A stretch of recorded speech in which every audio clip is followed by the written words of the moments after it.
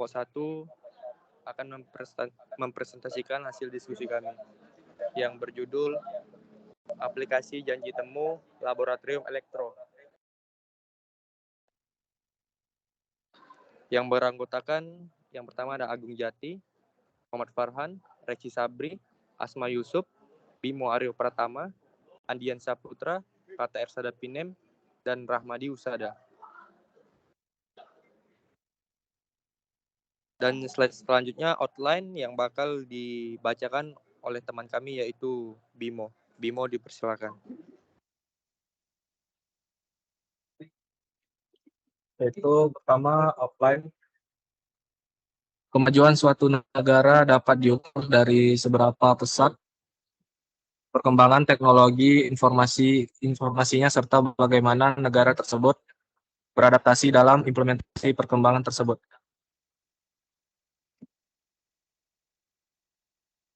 Sehingga dapat melahirkan ide baru atau mengembangkan ide yang sudah ada.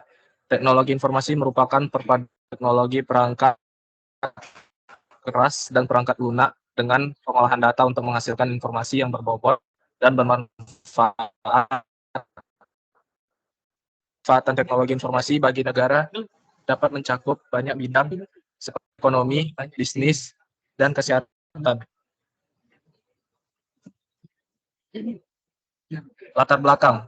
Laboratorium merupakan sarang untuk melakukan berbagai macam riset atau percobaan, salah satunya jaringan komputer termasuk laboratorium elektro. Berbagai macam riset tentang teknologi informasi dan juga pelaksanaan praktikum dilakukan pada laboratorium elektro termasuk riset tentang AI, komputer. Berdasarkan permasalahan yang terjadi, maka diperlukan sebuah aplikasi yang dapat memberikan informasi tentang janji pertemuan yang terjadi pada jaringan lokal untuk menjaga jadwal perkuliahan atau pertemuan materi. Diharapkan dengan adanya aplikasi janji temu, laboratorium elektro berbasis web dapat memberikan informasi jadwal sistem yang dibutuhkan oleh administrator jaringan Labcom sehingga memudahkan dalam memonitor dan mengendalikan akses internet pada jaringan Labcom dan meminimaliskan adanya pengeluaran dari segi finansial yang berlebihan seperti pergantian jadwal, praktikum, dan biaya listrik yang dikarenakan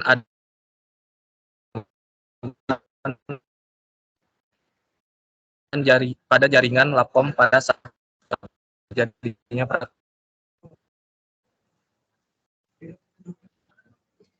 deteksi aplikasi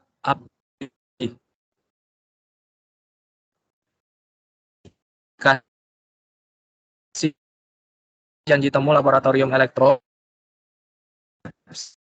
site yang dibuat dengan tujuan untuk mahasiswa dan mahasiswi pinjaman laboratorium elektro.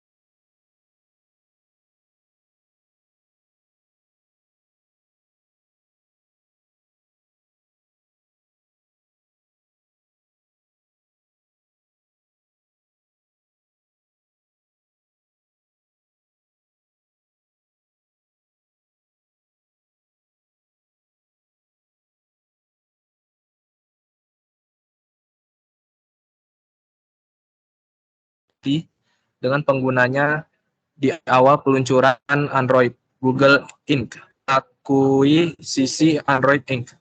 Kedua, aplikasi bergerak. Mobile apps atau aplikasi bergerak adalah sebuah aplikasi yang dapat berjalan pada sebuah gawai pintar smartphone. Aplikasi bergerak dapat membantu penggunanya untuk terhubung ke jaringan internet dan mempermudah penggunanya dalam menggunakan aplikasi internet pada gawai yang digunakan. Terima kasih Bimo. Slide selanjutnya akan dibacakan oleh teman kami yaitu Reci Sabri. Reci Sabri dipersilakan. Janji temu online. Janji temu online adalah fitur yang mampu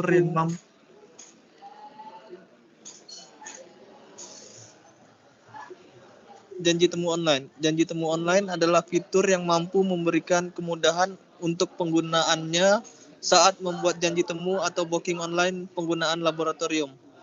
Penggunaan aplikasi mobile untuk janji temu online dapat ditujukan untuk mempermudah alur pendaftaran untuk menggunakan laboratorium elektronika tanpa perlu melakukan pendaftaran secara langsung ke kampus. List of software requirement. Dalam pengembangan website janji temu, peneliti menggunakan Node.js, MongoDB, Visual Code yang merupakan metode dalam pembuatan website janji temu penggunaan laboratorium elektro. Metode ini dipilih karena memiliki efisiensi yang lebih baik, menjamin kualitas produk, menghasilkan nilai maksimal dalam periode yang cenderung singkat dan produktif. Node.js. Node.js adalah runtime environment lintas platform single thread yang dibangun berdasarkan engine JavaScript v8 Chrome. Pembuatan aplikasi dengan Node.js dilakukan melalui virtual private server. Runtime ini menawarkan operasi input-output non-blocking serta dibangun dengan arsitektur asinkron dan event-driven untuk membantu developer membuat berbagai proyek dengan mudah dan efisien. Cara kerja Node.js dibandingkan dengan platform lain, Node.js memiliki alur kerja yang spesifik. Software ini beroperasi dalam satu thread atau single thread yang berarti tidak membuat thread baru untuk setiap permintaan. Thread adalah rangkaian instruksi yang perlu dilakukan oleh server. Fungsi dari Node.js yaitu solusi yang cocok untuk melakukan tugas dengan penggunaan data yang intens atau analitik waktu nyata karena memiliki arsitektur asinkron dan fitur input-output non-blocking.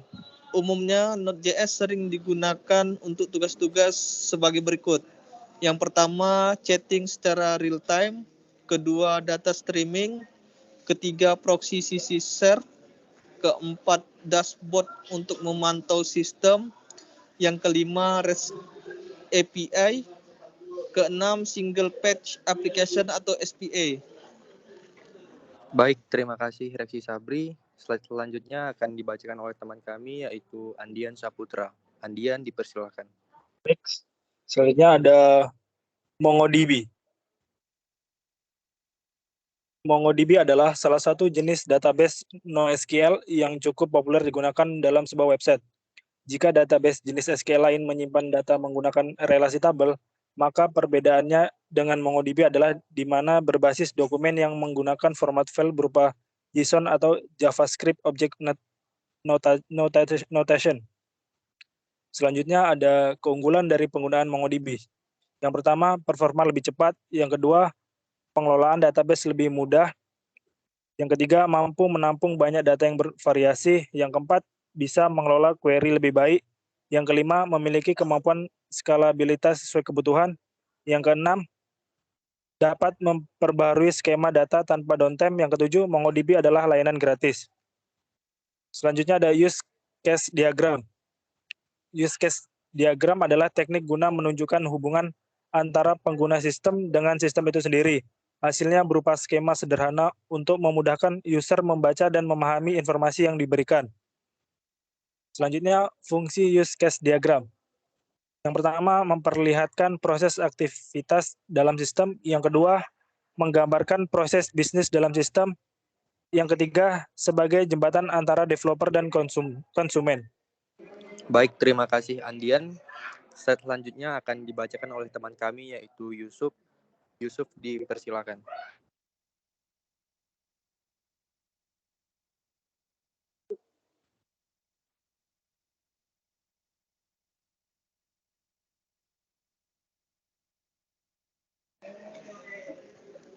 Berikutnya ada kelas diagram.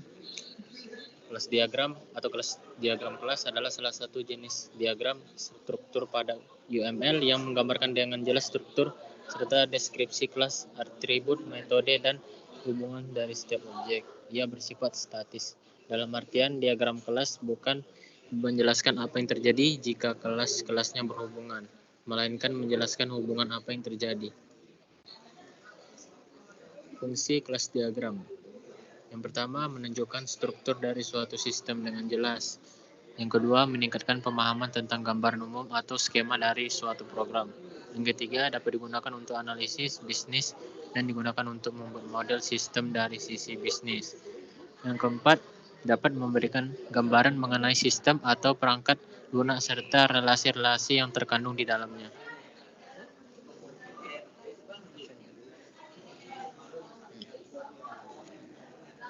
Lalu ada objek diagram, adalah sebuah rancangan sistem yang digunakan untuk menggambarkan nama, objek, atribut, maupun metode yang digunakan. Objek diagram merupakan gambaran dari berbagai objek yang ada di dalam sistem dalam satu waktu. Diagram tersebut dinamakan sebagai diagram perintah.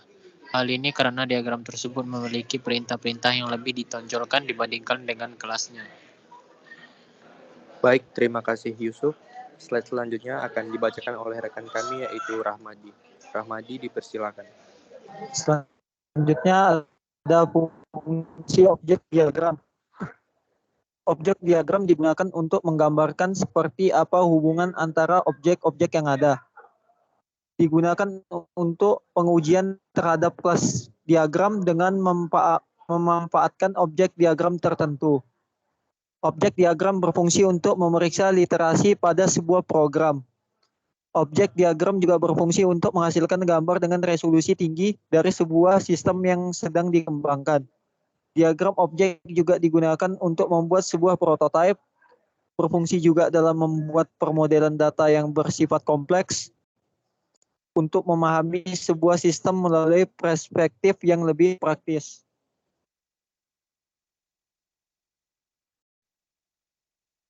Selanjutnya ada square diagram. Square diagram atau diagram urutan adalah sebuah diagram yang digunakan untuk menjelaskan dan menampilkan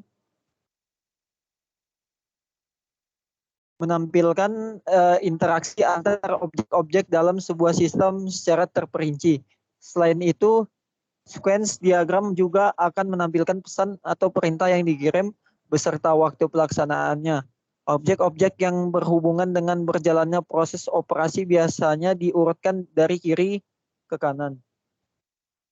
Tujuan square diagram, tujuan utamanya dari pembuatan diagram urutan adalah untuk mengetahui urutan kejadian yang dapat menghasilkan output yang diinginkan. Selain itu, tujuan dari diagram urutan ini mirip dengan activity diagram, seperti menggambarkan alur kerja dari sebuah aktivitas serta dapat menggambarkan aliran data dengan lebih detail, termasuk data atau perilaku yang diterima atau dikirimkan. Baik, terima kasih Ramadi. Slide selanjutnya akan dibacakan oleh teman kami yaitu Agung. Agung, dipersilakan.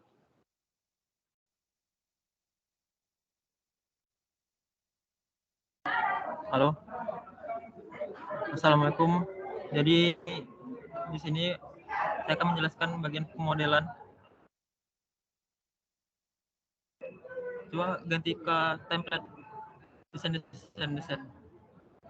Nah, di sini kami ada desain mockup dari tampilan webnya.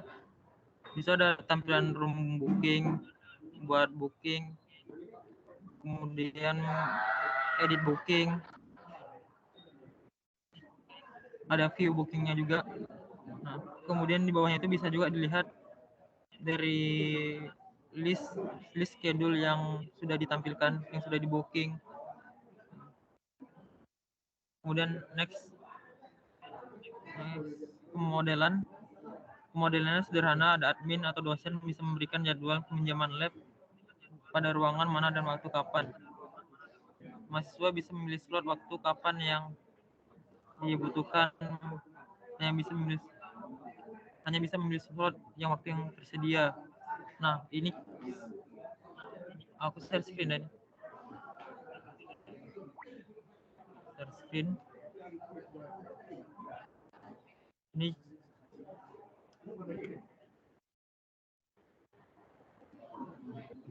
bentar. Udah kelihatan? Share screen kelihatan? Iya.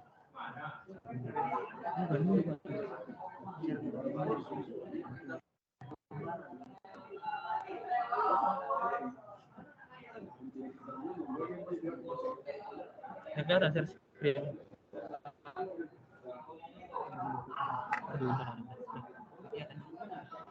Bim.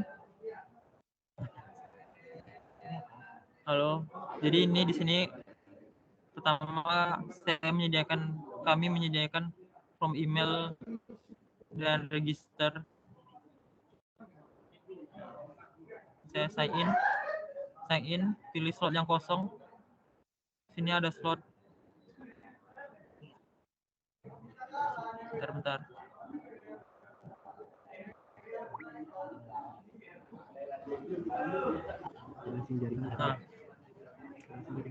Nah, ini slot di ruangan yang tersedia. Kemudian pilih make booking. Sorry. Sabar.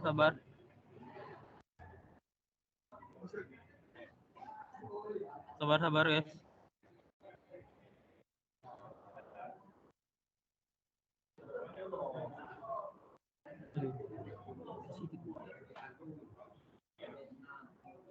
Udah. Make booking ini disimpan. Submit. Setelah disubmit akan masuk ke dalam menu booking. Jadi user yang lain bisa ngelihat biasa, atau user admin, dosen juga bisa mengetahui slot mana yang sudah tersedia atau yang sudah terisi gitu. Udah kelihatan kan? Oke. Kemudian sekian akan dilanjutin lagi oleh Kata Ersada. Baik, terima kasih Agung. Slide selanjutnya akan dibacakan oleh rekan kami yaitu Kata Ersada. Untuk Kata dipersilakan.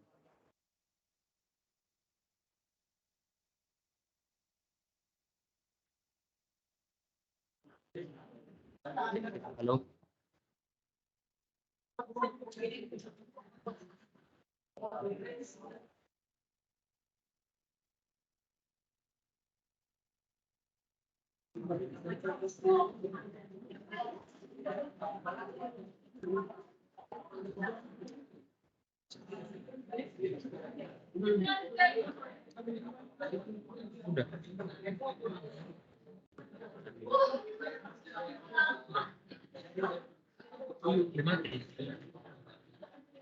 Dalam kita.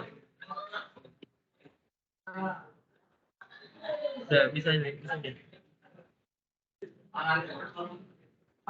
Oke, halo. Di sini saya akan melanjutkan tentang permodelan.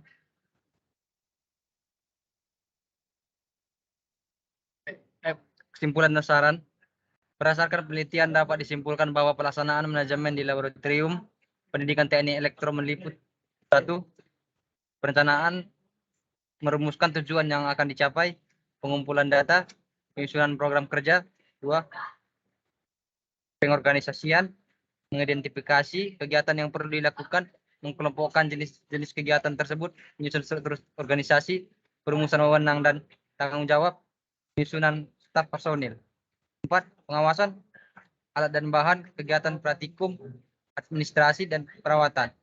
Berdasarkan hasil penelitian yang dapat diberikan, saran sebagai berikut. 1. Peningkatan sarana dan prasarana untuk menunjang kegiatan praktikum dan perlunya adanya pengembang laboratorium. Baik, terima kasih rekan-rekan. Mungkin presentasi kami sampai di sini. Itu saja yang dapat kami sampaikan dari hasil diskusi kami. Apabila ada kekurangan dan kesalahan, kami mohon maaf sebesar-besarnya. Wassalamualaikum warahmatullahi wabarakatuh.